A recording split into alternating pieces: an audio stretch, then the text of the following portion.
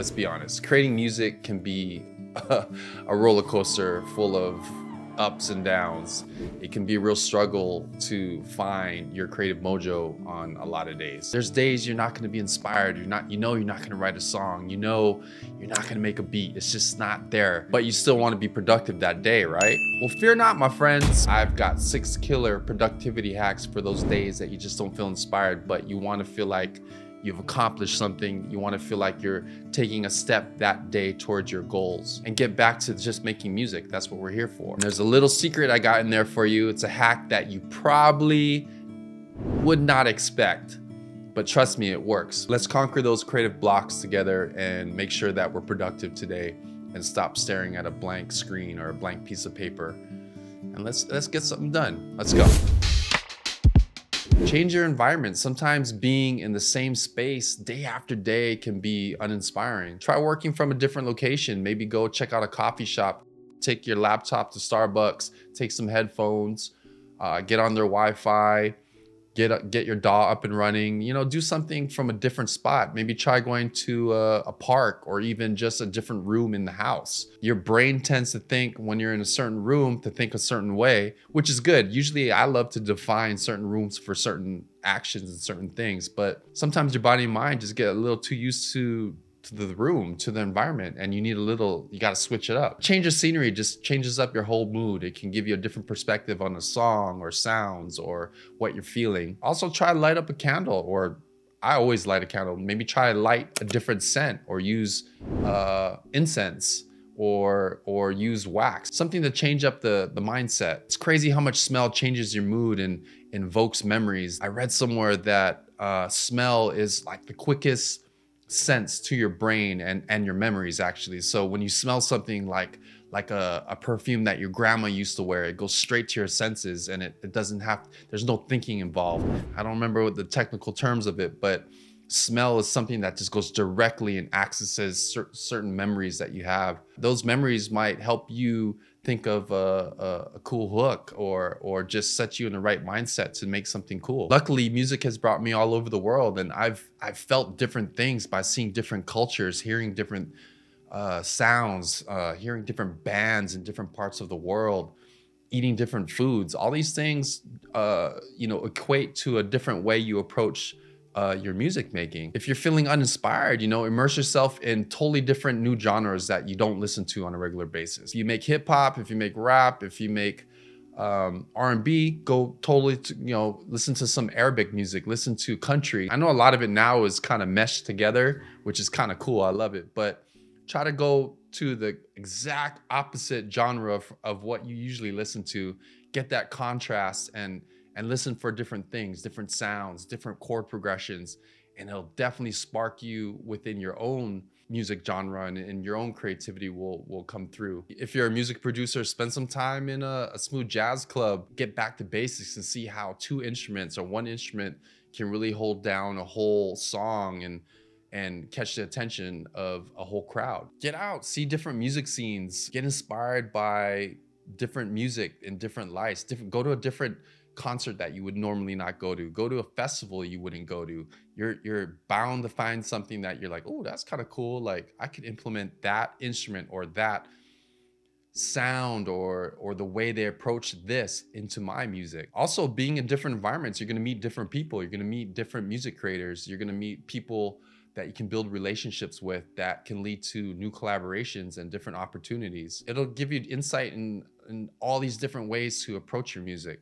There's so many different ways to create music, and everybody has a unique perspective on it. And it's so fun to learn different ways of doing the same thing.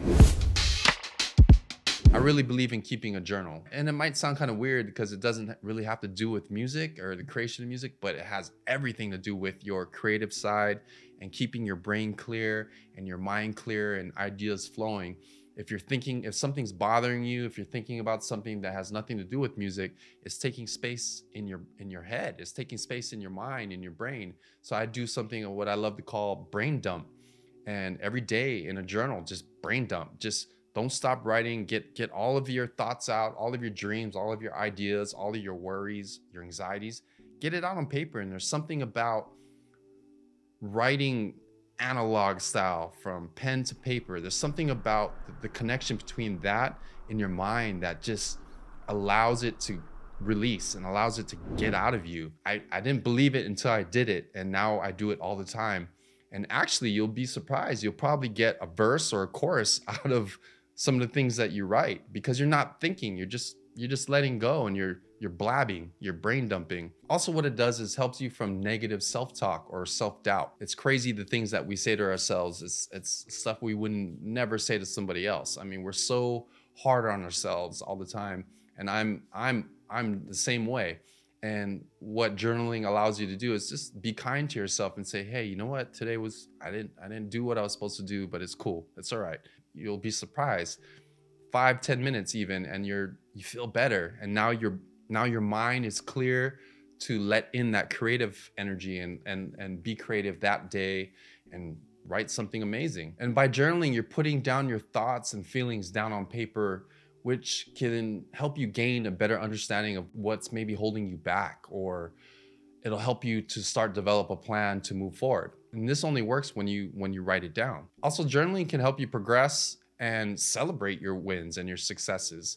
Sometimes when we feel uninspired, it's easy to forget how far we've come. I'm guilty of this, and so I've learned to just really write things down so I can go back and look at it a year from now and go, oh, that's right, I did do this. I set out to do this and I did it. It's crazy how our brain and our mind forgets about our small accomplishments, but we need to see that and reaffirm all the accomplishments that we did do and build that confidence and yeah, it's things we have to do. We got to be our own champion until we are the champion. So I use that all the time to when I feel bad about what's going on, or I don't feel creative, or I feel uninspired or unmotivated, I go back and look at accomplishments that I set out to do 2 years ago, 3 years ago, and see that I journaled that I did it, I accomplished it. And it makes you feel like, you know what, I've done it, I've been through this, I can do it. And it really builds your confidence back up. You start to connect the dots on a lot of things. Your brain is spattering and spitting out a bunch of things one day, and then the next month it's doing something else, but you start connecting the dots. Things start making sense. You start seeing a common thread that's going through these thoughts, and it'll help you work through these when you see that on paper. Sometimes even in my journal, I would just do a mantra. I would just write a certain phrase over and over again, and it really helped me just to be analog, pen to paper. And I would just write, today's gonna be a great day, I'm gonna get through this. If I'm feeling uninspired or anxious or something's happening, I would just write, today's gonna be amazing, I'm gonna get through this. Today's gonna be amazing, I'm gonna get through this. And I would just write it 50 times. And all of a sudden your brain's like, oh, okay, today's gonna be a great day, I'm gonna get through this. It's crazy. Like, we have to learn to take control of our brain. I mean, that's a whole nother subject, and I can't wait to make videos on that. And I'm going to, because our mind is crazy. And once we learn the tricks and hacks to take control of our mind, sky's the limit. Let's get this. A lot of people do it daily, but you might miss it. Just start something small. Even in the morning, just wake up right before you get out of bed and write a paragraph nonstop. That's the key. Just write nonstop. Don't think, don't judge. Just write whatever comes to mind. Even if you're like, okay, I'm not thinking about anything right now, I don't know what write it. Don't judge, don't think, and just write. And it'll start to come, and things will come out. And it's kind of cool. Your journal is the place to be honest with yourself. No one's supposed to read it. Be vulnerable. It's you in paper. It's you in paper and a pen. That's it. So don't worry about grammar. Don't worry about spelling. Don't worry about if someone's going to see it. No one should see it. Just write what comes to mind without worrying about whether it's good or not. Sometimes a lot of people will buy there's these journals that give you prompts. It'll say like 3 things you're grateful for today, 3 things you're looking forward to. Those can help. I don't use them, but I know a lot of people that do, and those can be good. Journaling comes in many forms, just like meditation comes in different forms. You don't have to stick to the traditional, right? You can do poetry, you can draw, you can create mind maps. This is all forms of journaling, and this will help you clear your mind and explore your thoughts and your feelings.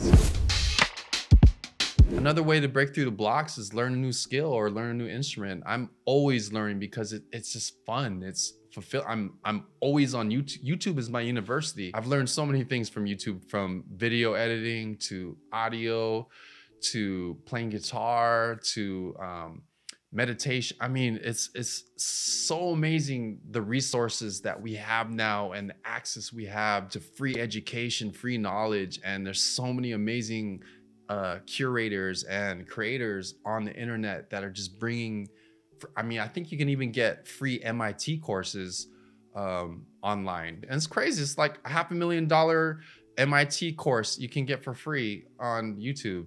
I mean, always be learning, learn a new skill, and this will help you see your music in a whole different perspective. Even if it's just learning to do something totally outside of music, it's still gonna help your brain work in different ways to approach your music in a whole different way. For the obvious reasons, learning a new instrument or improving on an instrument is technically gonna let you go in different ways when you create music.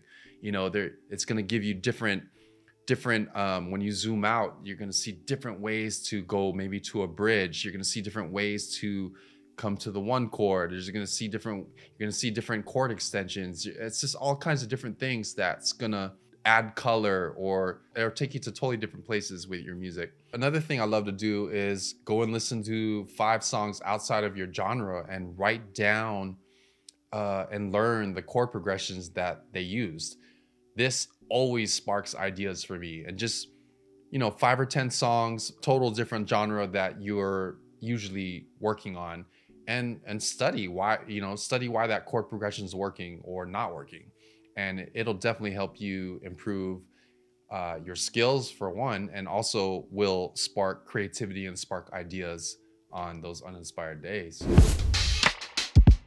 Download new sample libraries and download new sounds, download new plugins, try different things. I'm on a regimen. I actually set a day every month to do this. You know, I make note of different plugins or sound libraries that I want to try. I write it down in my calendar, and then once a month I go and purchase the ones that I want to get, and I spend the day just playing with it and learning it. At the end of the day, these plugins and these sound libraries are tools to help you get better. There's so many good sample libraries out, and producer drum kits and things like that spark so many great ideas. And it's almost like you're collaborating with that person. Even if it's you know, I can play piano, I can play guitar, but even if it's a Rhodes or piano that I can play myself, there's definitely a different way that the sample is attacking it. The person that played it on that loop, they're voicing it in a whole different way that I didn't even think of. And obviously they have a different taste and a different feel and a different sound. When you open up your DAW or your book to write music, you fall back on the same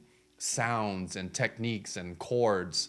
You fall back on the same things that you know. So downloading new sample libraries or sounds can help you find new and fresh ways to incorporate different feels. Even sounds of, like, you find a loop sound of a birds or ocean, or you find this cool violin. Like you don't know how to play violin, but all of a sudden this sparks a whole different thing. So definitely sound libraries and plugins is a huge part of breaking down those creative blocks. I'm kind of old school. I used to have a hang up on that. As music making techniques changed, you know, I'm like, oh man, you should be able to play that, you know, like we play all our stuff. But I've learned that, you know what, if you can cut the shit out of a loop and make it a hit, more power to you. You know, that you cut that loop up in a way or added a plugin on it that no one else thought of, and it was just this cool sound that became a hook in itself, or it inspired a hit songwriter to make something over it, more power to you. And I've learned, like, you got to be okay with that. Like, it's okay. There's producers, there's artists that only work with loops, and there's nothing wrong with that. It's an instrument in itself.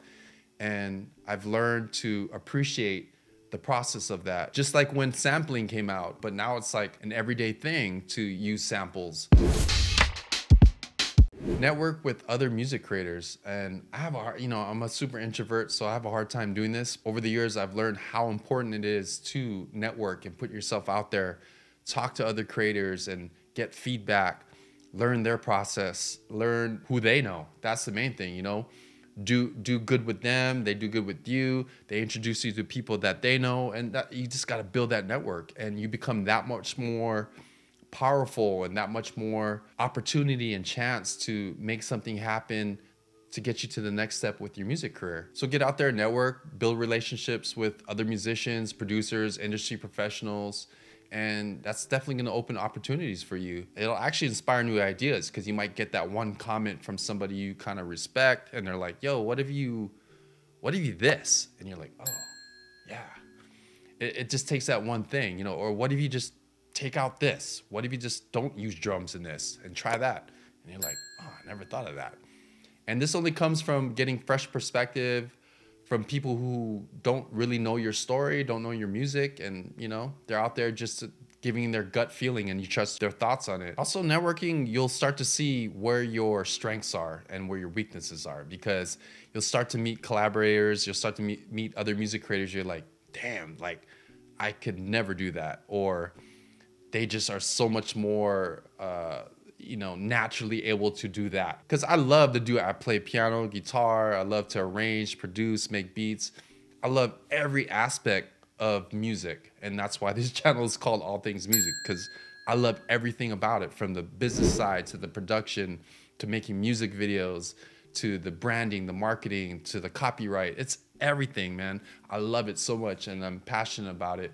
But as I grew into my career and met more people, I was like, oh, okay, yeah, I'll never be that good on guitar, or yeah, that is a hook. Like, this person knows how to write hooks. Like, it just comes naturally to them. You start to see where your strengths are, and you start to see where you fit into the whole puzzle, and you'll start honing in on your strengths, and you'll work with the people that fill your gaps, that fill your weaknesses, to create that much better of a product. We have these huge lofty goals, you know, 1 million streams on Spotify, get signed to a label, whatever your, you know, win a Grammy, whatever your lofty dream goal is. By breaking down larger goals into smaller achievable steps, you'll be able to stay focused and productive even on those uninspired days. Because you wake up and you're like, I'm uninspired today, but you see your goals, you're like, well, today I just need to write 5 lines of this song. You know, and you get to it, and it's uninspired writing, but that's fine. You did it. And the next day you're like, man, I did it. Like, even when I didn't feel like doing it, I did it. And that builds this confidence in you. And the next day it's a lot easier. And then the day after that, it gets easier. And all of a sudden you're just writing songs every week, because your brain is ready. It's mapped to it. It's primed, it's prepped, it's ready to go. You're like this beast in the jungle, ready to get it. That doesn't even make sense, but I'm excited. Your goals aren't set in stone, but the work ethic to get you there has to be set in stone. But your goals are always gonna maybe change a little. 6 powerful productivity hacks to help you push through those uninspired days. I've used this for many years now, and it's helped me through a lot of uninspired days. And you're gonna have them. You know, we all have them. And when you have those inspired days, be grateful and just rock it. Keep going with it. Inspired days are earned with the uninspired days still putting in the work. That's when it comes. So whether if it's journaling, learning a new skill, the networking, or downloading new sound libraries, collaborations, whatever it is, you know, there's a hack for everyone. And I hope some of these are helpful for you. Remember, the key to success is persistence and a willingness to try new things. Keep experimenting, keep creating, and most importantly, keep having fun. Hope you guys liked it. Hope there's a hack that you can use. Appreciate you making it this far. Comment below something that I might have missed, or something that has really helped you guys get through uninspired days. All right, I'll see you on the next video. Take care.